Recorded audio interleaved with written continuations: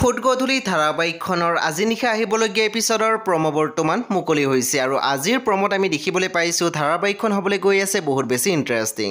বলকচোন চাওঁ আজিৰ প্ৰমোত কি দেখিবলৈ পাইছোঁ। আজিৰ প্ৰমোৰ প্ৰথম ভাগত আমি দেখিবলৈ পাইছোঁ পৰিয়ে মাকক কৈ আছিল, মই যদি হঠাৎ তেনেকুৱা কৰোঁ তাৰ লগত অন্যায় কৰা যেন নহ'বনে?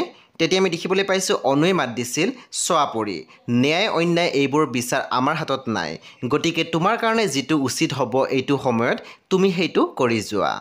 তাৰপিছত আমি প্ৰমোদ দেখিবলৈ পাইছোঁ ল'ৰাজনে কৈ আছিল তাই সাধনা কৰা মানুহ আৰু এই সাধনা কৰা মানুহবোৰে আমি কি কৰোঁ কি ভাবোঁ সেইবোৰ কথা আগতে উমান পায়। তেতিয়া আনজন ল'ৰাই মাত দিছে কি?